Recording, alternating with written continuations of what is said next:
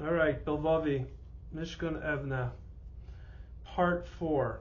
So what we have been talking about in Bilvavi Mishkan Evna is the idea of simple tamimus, the idea of earnestness, and being able to connect very deeply with our avoda in a way that has simplicity and less noise, and the ability to show up in a focused, serving Hashem way that is for Hashem, truly for Hashem, and not for ourselves. And what we're going to finish talking about is the tamimus aspect, and we're going to continue doing that. Give me 1 second. I need to let in Ellie. All right. And so what we'll continue to talk about is some of the areas of tamimus and being able to have that simplicity, and then we're going to get to the nature of the neshama, and getting something, I think, a very important topic, which is called beyond inspiration. And we all know that inspiration is a high. It is usually inauthentic. It is just something that makes us feel good, and it's no different than any other drug. You know, inspiration can obviously turn into other successes in avoda, but it's definitely not the main success. You know, I am a guy who has lived off the highs of inspirations my whole life, and continue to struggle with that, just like any other good high that I have enjoyed. And it never lasts. It always ends up coming crashing down.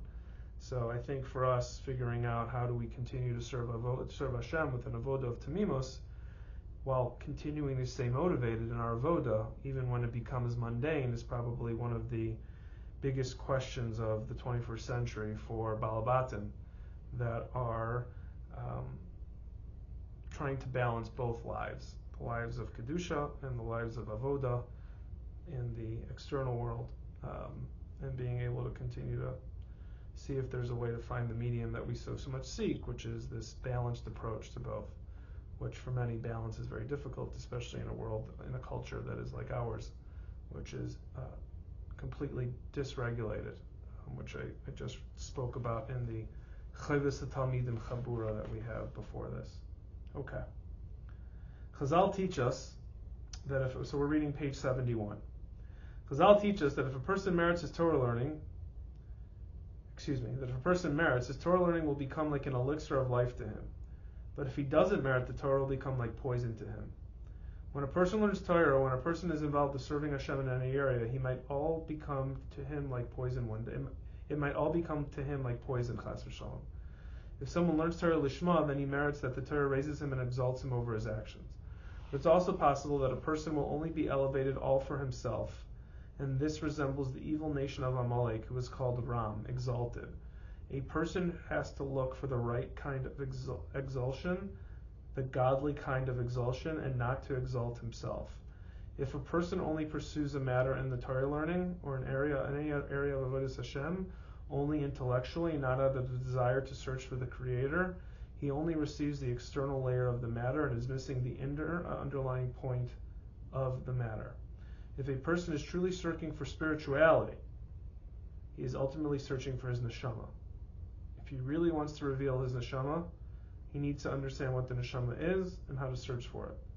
If this search is being done only for a person to find himself, that motivation itself holds back his soul from being revealed. So what's he saying? He's saying that if you're someone who's trying to live with an inner sense of presence, with an inner sense of neshama, and you're trying to be able to, instead of living up through here, you know, the neshama is here, but I'm referencing the neshama here. But if you're intellectually trying to make sense of everything, and you can't live that way anymore, because nothing makes sense. Nothing on paper really makes sense most of the time. We see that across so many different things. And you're trying to live in here, and you try to do it the same way you've been doing it up here, which is, at the end of the day, unconscious self-interest, wanting things to go the way I want them to go, and you're trying to do it inside your soul. It's a conflict of interest. It's like trying to give a diabetic cotton candy. it's just not going to last. It's going to end up hurting the person, or giving someone with lactose intolerant, melted cheese. It's just doesn't work. You can't feed the neshama and live through the neshama the same way we've been taught to live our entire lives. And the teachings that we have, which are the right teachings of connecting to Torah and Kedusha, watching our eyes, watching our mouths, watching our avoda, watching how we live, watching all of these things, and learning, connecting to it, but you're coming to it from an intellectual exercise, and you're a neshamadika person, it's going to be very hard to find peace and serenity in that. It's also going to be very hard to enjoy it enough that you can keep staying connected to it. But if you realize the secret, which is selfless living, and that's what it's going to take in order to find peace, by being davuk to Hashem and the things that we're doing, things start to radically change. And we see this because we know that when we help someone in a serious situation, even a not serious one, but let's just take a serious situation, and we were there for someone, and that person is so grateful, that feels the best. It's better than anything.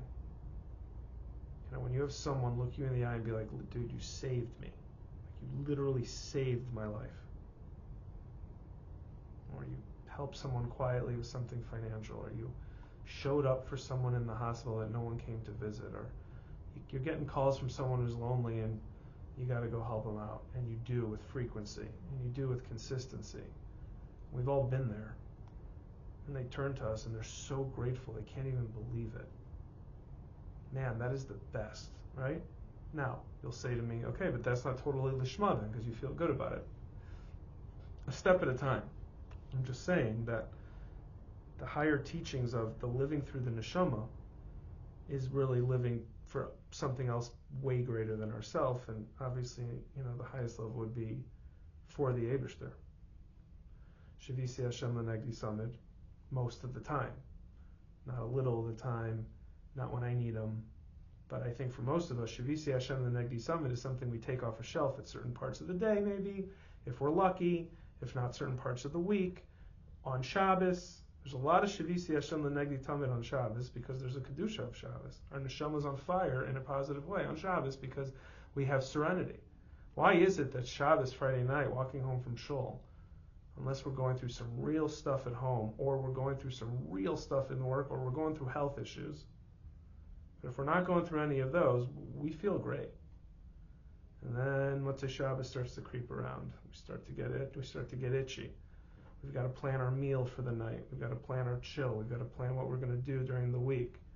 We got to plan what Sunday's going to look like. And fun day, we all know Sunday fun day is a misconception with the age that most of us are at.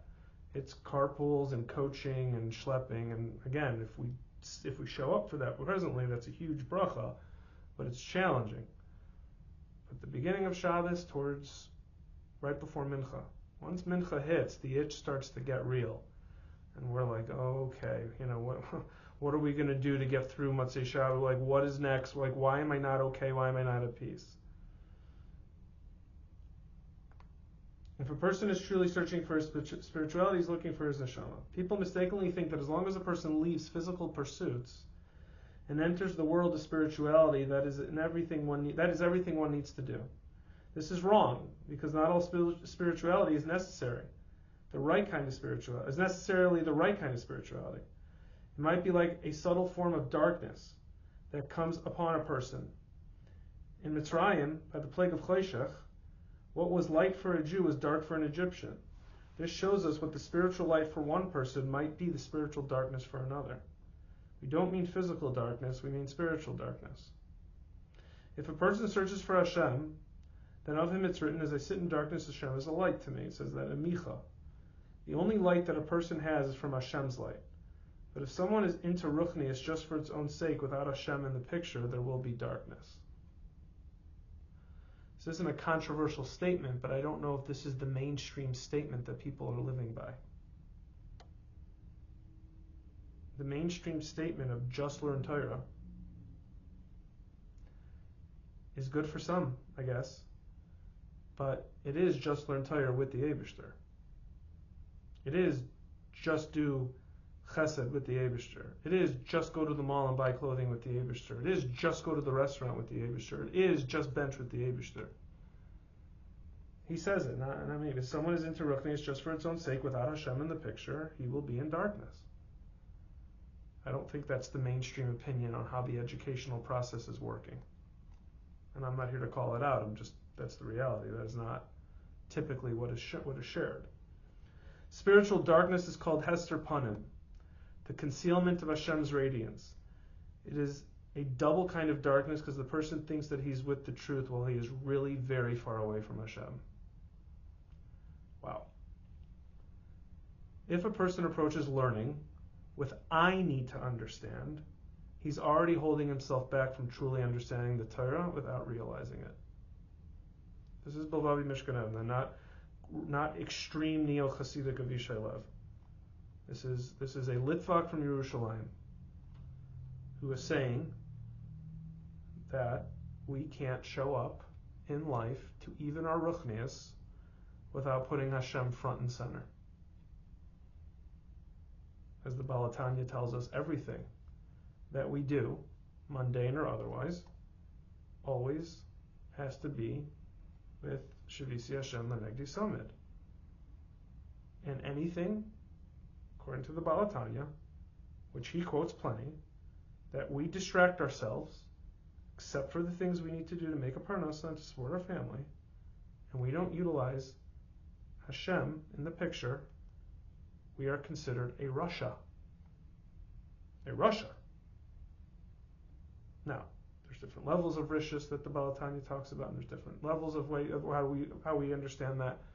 But there's no confusing it that we should be busy with our devekos in everything that we do.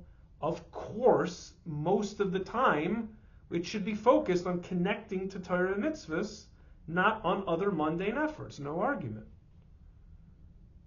But if we want to live as a spiritual, and I'll say a spiritually religious person versus just a religious person, Hashem has to be in the mind and in the heart and in the presence. And for most, it can't just be that way without interacting with our Creator through consistent conversation and touch points. I call it Hashem sound bites. We live in a soundbite world. It would take Eli Levine and Avishai Lev a lot to get through an entire article in a newspaper when we can see the headline and get what we want from it, and we're done. That is just the way it works. Everyone is living in a soundbite world. We don't want to read all the fine print. Okay, so then just do touch base. You don't want to sit down and do a this? And just talk throughout the day. Thank you, Hashem, for giving me an amazing morning where I had food on my table, I had clothing, my car was heated, I got a nice car, I have my wife, I have kids. Thank you. All right, I got to get to work. Mid-work. That meeting was horrible. I have no idea how bad that went. I have no idea why, but I know you're controlling it, so I'm good. Thank you, etc. Just the constant touch bases. Dedicating your learning. The Arizal writes that before davening, one should say that he's accepting upon himself the mitzvah to love all Jews, which is a huge focus of Shalom Arush from Garden of Emunah and the siddur that he put out, that everything in there is about Ve'ahavta l'recha kamocha. This is because if a person really wants to connect to Hashem, he needs to integrate with all Jewish people. Because a person cannot find Hashem on his own. He cannot be all about his ego. The Chassam Sofer said that a person has to give away meiser of his ruchnius for others. This does not only mean that one has to go out and influence others. Even a person who is sitting alone in a beis medrash, he should know that a Jew is never alone because Hashem is always next to him, as well as all the neshamas of the Jewish people who are one with Hashem. Thus, it is proper that before a person begins to learn, he should decide that he's giving away 10% of his learning for other Jews. If a person isn't prepared to give up a tenth of his Gan Eden for others, he for sure is only interested in his own gains. A person has to worry for others, though both when it comes to their physical needs as well as their spiritual needs. Thus, this is a fundamental basic point. One should stop thinking only about himself, even if he's sitting and learning and remembering, and remember that he's only learning to give nachas ruach to Hashem. This is the meaning of what's written, give strength to God. A Jew has the power to give something to the above, but if a person lives only for himself, then he is far from the goal of his soul. In order to attain this, a person needs to cry and beg Hashem for this, that he purify his heart and merit him to realize the point of Lishma at all times. Okay. His ending is extremely high level. You're talking about being at a level where not only am I already learning, not only am I already making that my main forefront of my life, it's got nothing to do, I'm not doing it for myself. I'm learning his Torah because it makes Hashem happy, and I know that I can only achieve that by begging and crying for that. I know I'm nowhere near that level of sitting for Hashem and begging and crying because I'm nowhere close enough to that reality. So just know, though, that doesn't take away from the emes of the situation. The emes of the situation is that living for others, just like we would go out and do for anyone, we should want to do the same thing for Hashem. But the way Hashem wants that, the way Hashem receives, is through being able to do his mitzvahs and learning his Torah in a completely selfless way, which is hard. All right, let's do this first paragraph here, which will require a bit of conversation, and we'll pause. Beyond the inspiration. There are words we hear which are inspiring, but they can merely be just that, inspiration. Then there are words which go beyond inspiration. They are about life. They are matters of the neshama. When a person gets chizuk or inspiration from something he hears, this is of course wonderful, but it's still not yet all there is to life.